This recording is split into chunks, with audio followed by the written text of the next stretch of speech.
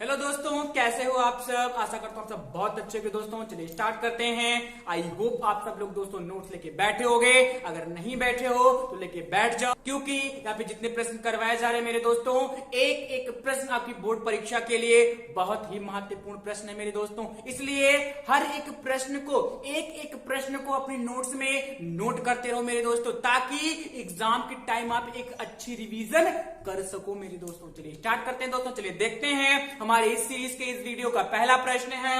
यदि सीएम और आरएन क्रमशः त्रिभुज एबीसी और पीक्यूआर की माध्यिकाएं हों, त्रिभुज एबीसी त्रिभुज पीक्यूआर की समरूप हो, तो सिद्ध कीजिए कि त्रिभुज एएमसी समरूप होगा किसके? त्रिभुज पीएनआर के। क्वेश्चन ने क्या कहा मेरे दोस्तों कि दो त्रिभुज दिए गए हैं एबीसी और पीक्यूआर। दो त्रिभुज दिए गए हैं मेरे दोस्तों एबीसी और पीक्यूआर।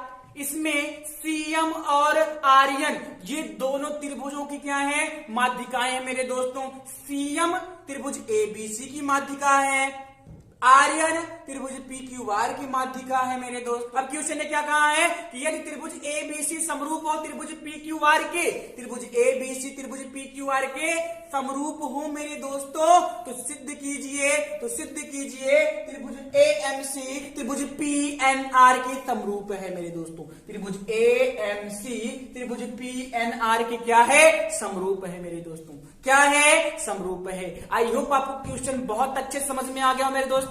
आइए सॉल्यूशन की तरफ बढ़ते हैं। आइए इसको हल करते हैं मेरे दोस्तों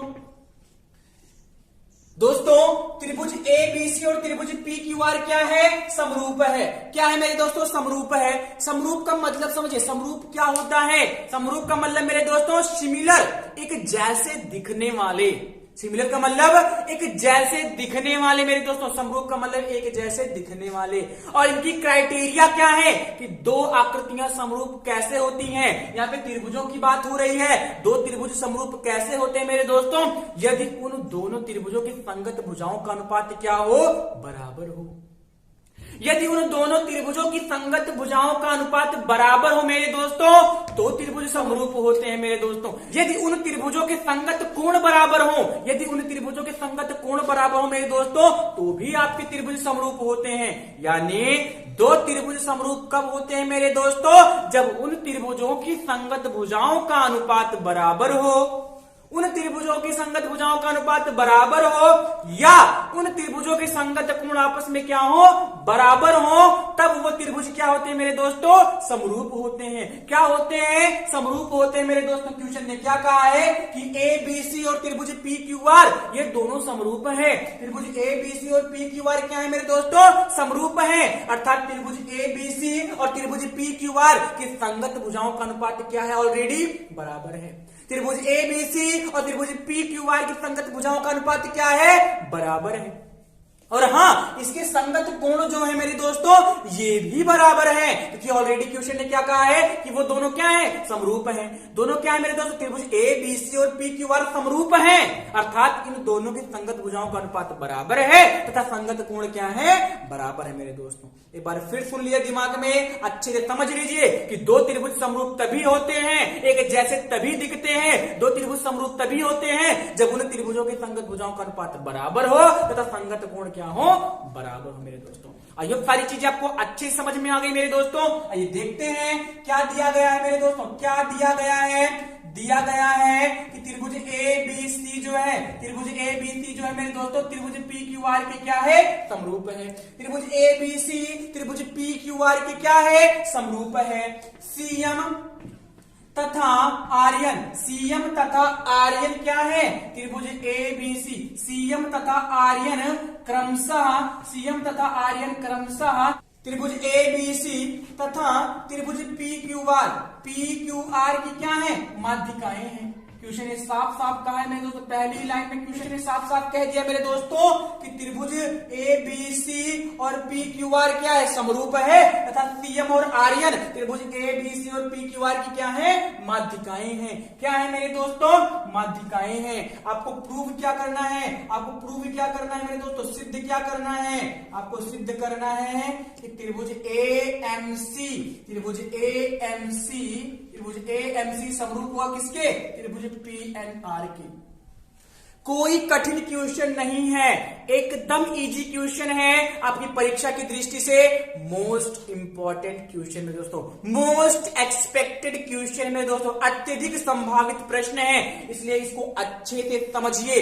बहुत ही आसानी से समझाऊंगा मेरे दोस्तों, बहुत ही आसान शब्दों में मैं आपको समझाऊंगा, कोई कठिन नहीं लगेगा, बस आराम से पेशियंस बना के रखिए। क्वेश्चन ने क्या कहा मेरे दोस्तों कि त्रिभुज एबीसी पी क्यू आर समरूप है, सीएम तथा आर्यन क्रमशः त्रिभुज एबीसी पी क्यू आर की माध्यिकाएं हैं, तो सिद्ध कीजिए कि एएमसी और पीएनआर, त्रिभुज एएमसी त्रिभुज पीएनआर एक दूसरे के क्या होंगे, समरूप होंगे मेरे दोस्तों। आइए प्रूफ करते हैं, मेरे दोस्तों, आइए प्रूफ करते हैं। चूंकि ये क्या है मेरे दोस्तों, चूंकि त्रिभुज ए बी सी समरूप है किसके, त्रिभुज पी क्यू आर के। ये दिया गया मेरे दोस्तों, त्रिभुज ए बी सी समरूप है किसके, त्रिभुज पी क्यू आर के। ये देखिए त्रिभुज ये दिया गया है, त्रिभुज ए बी सी त्रिभुज पी क्यू आर के क्या है मेरे दोस्तों, समरूप है। अर्थात अभी मैंने आपको जस्ट समझाया कि दो त्रिभुज कब समरूप होते हैं, जब उन त्रिभुजों के संगत भुजाओं का अनुपात बराबर हो,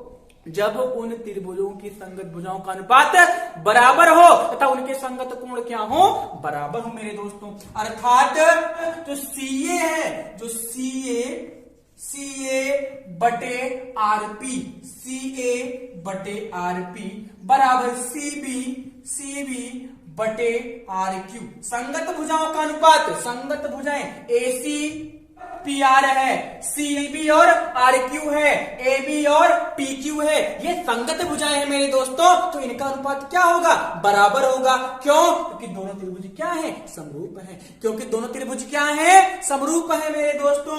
अर्थात C A upon R B बराबर C B upon R Q बराबर A B upon P Q, A B upon P Q. और क्या मेरे दोस्तों, अब संगत भुजाओं का अनुपात तो बराबर हो गया, तो संगत कोण भी तो बराबर है, यानी कि सी किसके बराबर है, कोण सी बराबर कोण आर, कोण ए बराबर कोण पी, कोण बी बराबर कोण क्यू। भाई ये सारे कोण क्या होंगे, बराबर होंगे मेरे दोस्तों। त्रिभुज समरूप है। दो त्रिभुज समरूप कब होते हैं, जब उन त्रिभुजों की संगत भुजाओं का अनुपात बराबर हो तथा संगत कोण बराबर हो। A B C P Q R एक दूसरे के समरूप है, तो C A upon R P बराबर सी बी बटे आर क्यू बराबर ए बी बटे पी क्यू। कोण सी कोण आर के बराबर, कोण ए कोण पी के बराबर, कोण बी कोण क्यू के बराबर मेरे दोस्तों। त्रिभुज समरूप है दोनों।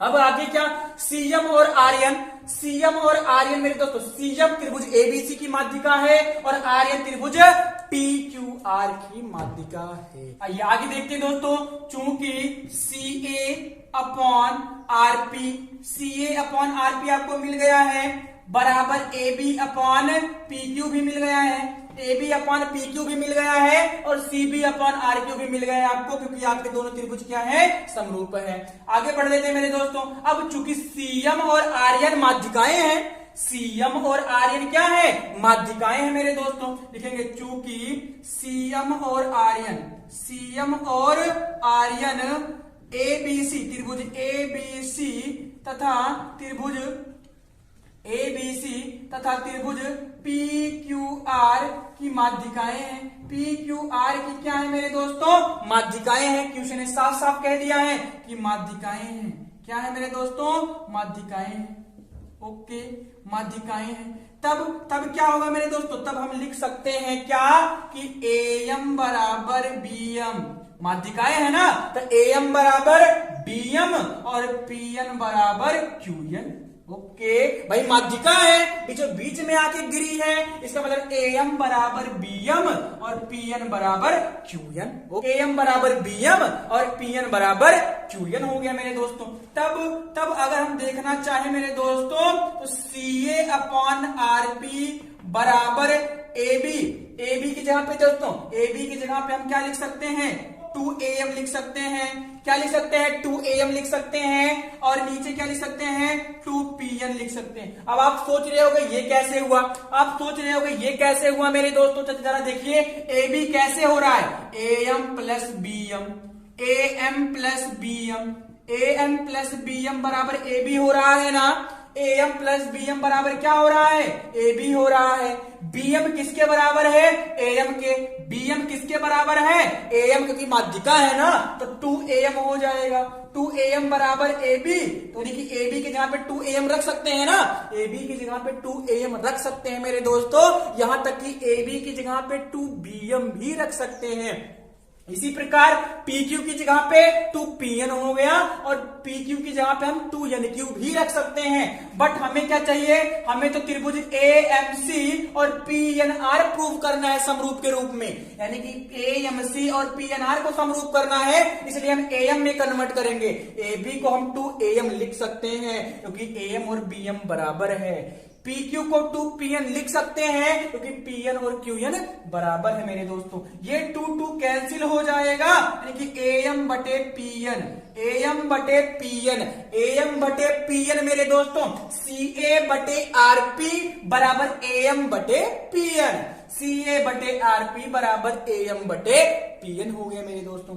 आई होप यहां तक आपको बहुत अच्छे से समझ में आया होगा मेरे दोस्तों। आइए आगे बढ़ लेते हैं, थोड़ा सा इसको मैं मिटाऊंगा। पेशेंस बना के रखिए, घबराइए मत, बहुत ही बढ़िया प्रश्न है, बहुत ही बढ़िया प्रश्न है मेरे दोस्तों, घबराइए मत, बहुत ही बढ़िया प्रश्न है, एकदम आसानी से समझ में आ जाएगा मेरे दोस्तों आपको। CA अपॉन RP बराबर AM अपॉन PN मिल गया। लिखेंगे अब किस कौन सा त्रिभुज समरूप करना है, AMC और PNR समरूप सिद्ध करना। लिखेंगे दोस्तों अब त्रिभुज AMC तथा त्रिभुज PNR में, त्रिभुज PNR में AMC और PNR में मेरे दोस्तों, इसमें क्या CA अपॉन RP आपको पहले से पता है भाई, त्रिभुज ABC समरूप है PQR के, तो CA अपॉन RP तो पहले से हो गया। बराबर किसके बराबर मिला है, AM बटे PN के, तो बराबर AM बटे PN रख दीजिए, कोई दिक्कत नहीं होनी चाहिए। और साथ में कोण A किसके सम बराबर है, P के। साथ में कोण A किसके बराबर है मेरे दोस्तों, P के बराबर है। साइड एंगल साइड लिखेंगे अतः लिखेंगे अतः मेरे दोस्तों त्रिभुज AMC समरूप है किसके, त्रिभुज PNR के, by side angle side criteria, side angle side समरूपता कसौटी से मेरे दोस्तों ये दोनों त्रिभुज क्या हो गए, समरूप हो गए। मैंने आपको शुरुआत में बताया था कि दो त्रिभुज समरूप कब होते हैं, जब उनकी संगत भुजाओं का अनुपात बराबर हो तथा संगत कोण बराबर हो मेरे दोस्तों। संगत भुजाएं A अपॉन RP मिल गया, AM अपॉन PN मिल गया मेरे दोस्तों, कोण A कोण P के बराबर हो गया। तो साइड एंगल साइड समरूपता कसौटी से मेरे दोस्तों क्या हो गया, त्रिभुज AMC त्रिभुज PNR क्या हो गए मेरे दोस्तों, समरूप हो गए। आई होप समझ में आया होगा, कर लीजिए मेरे दोस्तों।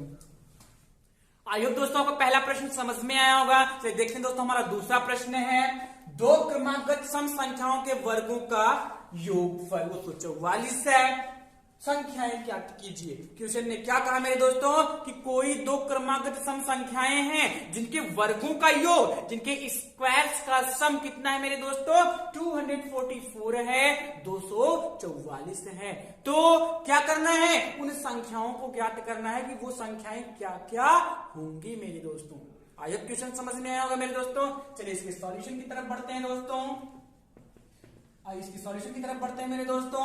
आगे बढ़ने से पहले दोस्तों अगर आपको वीडियो अच्छी लग रही हो तो लाइक कर दीजिए, कमेंट कर दीजिए और शेयर कर दीजिए, ताकि वे बच्चे जो बोर्ड की परीक्षा में अपियर करने वाले हैं वो भी इसका लाभ ले सके मेरे दोस्तों। और हाँ, अगर आप हमारे चैनल पे नए हैं तो चैनल को सब्सक्राइब कर लीजिए, ताकि हमारे आने वाली वीडियोस की लेटेस्ट अपडेट्स आपको मिलती रहे मेरे दोस्तों। चलिए देखते हैं, दो क्रमागत सम संख्याओं के वर्गों का योग 244 है। संख्याएं ज्ञात कीजिए मेरे दोस्तों। थोड़ा समझिए इसको, अगर सम संख्याओं की मैं बात करूं तो 2, 4, 6, 8, 10 डॉट डॉट डॉट डॉट ये सब सम संख्याएं हैं। अब दो क्रमागत सम संख्याओं के बीच का डिफरेंस कितना होता है मेरे दोस्तों, 2 का होता है। किन्हीं दो क्रमागत सम संख्याओं के बीच का डिफरेंस कितना होता है मेरे दोस्तों, 2 का होता है। कितने का होता है मेरे दोस्तों, 2 का होता है। यानी अब आपको एग्जैक्ट नंबर तो इसमें पता नहीं है, तो अगर आप पहली संख्या एग्जैक्ट मानते हो तो दूसरी संख्या 2 डिफरेंस करके ज्यादा, यानी दूसरी संख्या क्या होगी, x प्लस 2 होगी मेरे दोस्तों, क्योंकि दो सम संख्याओं के बीच का अंतर कितना होता है,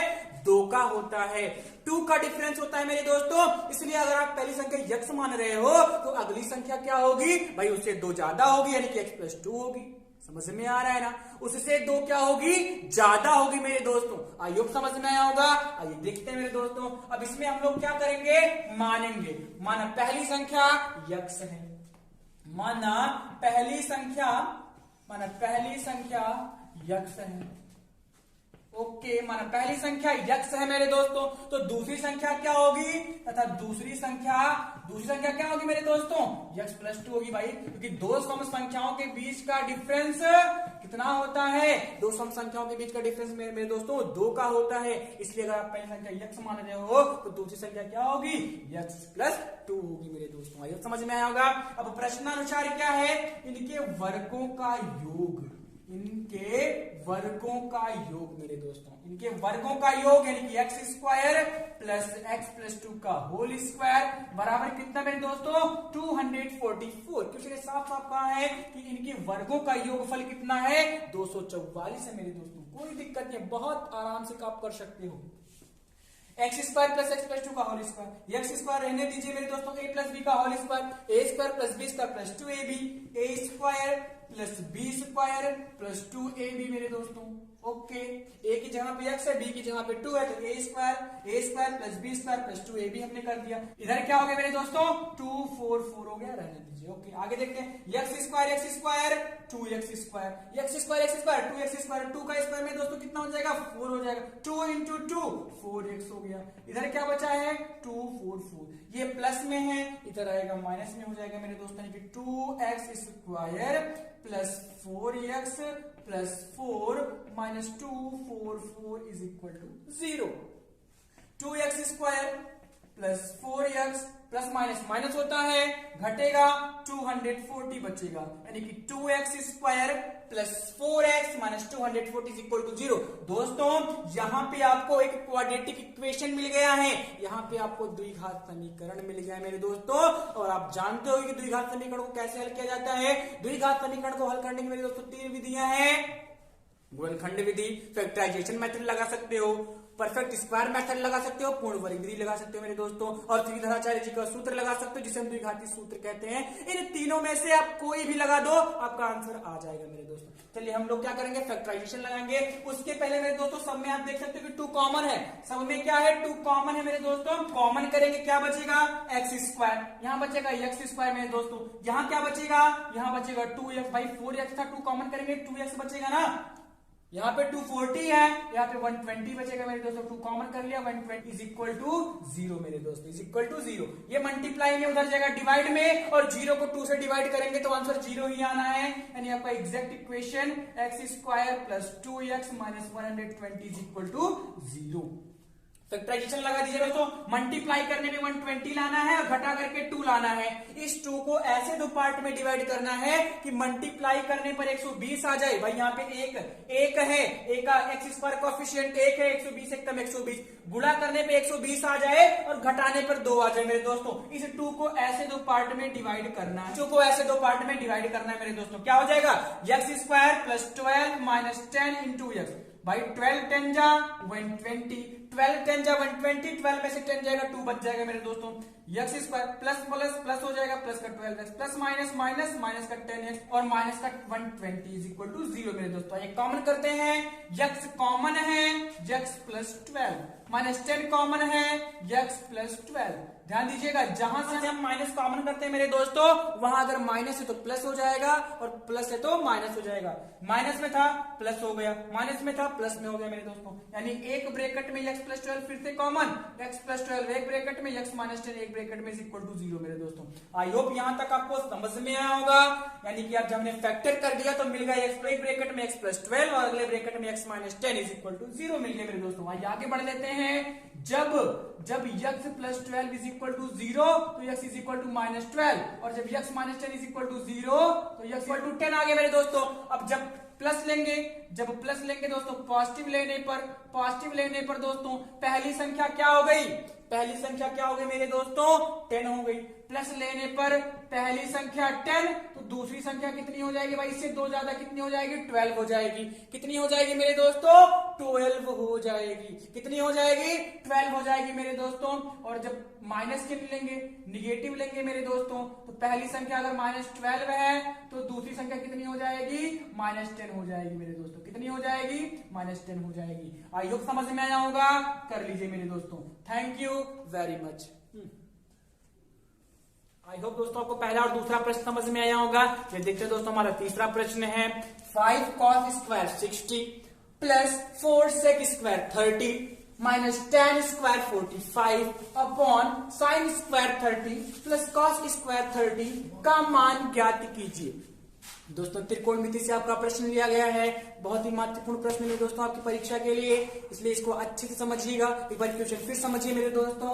5 cos square 60 plus 4 sec square 30 minus 10 square 45 upon sine square 30 plus cos square 30 का मान ज्ञात कीजिए मेरे दोस्तों। बहुत अच्छा प्रश्न है, बहुत आसानी से ये हल हो सकता है मेरे दोस्तों। आपको कंफ्यूज नहीं होना है, आपको परेशान नहीं होना है मेरे दोस्तों। अब आइए देखते हैं क्वेश्चन क्या है मेरे दोस्तों। 5 cos square 60 plus 4 sec square 30 minus 10 square 45 upon sine square 30 plus cos square 30। ये आपका प्रश्न है मेरे दोस्तों। इसको हल करके इसकी वैल्यू आपको बतानी है, इसका मान आपको ज्ञात करना है मेरे दोस्तों। आइए दोस्तों इसको हल करते हैं।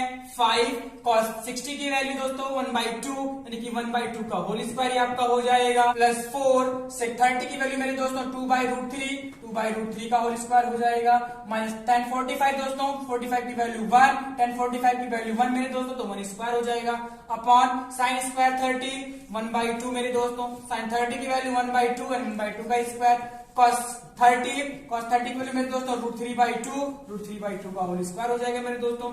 आइए आगे बढ़ लेते हैं, मेरे दोस्तों।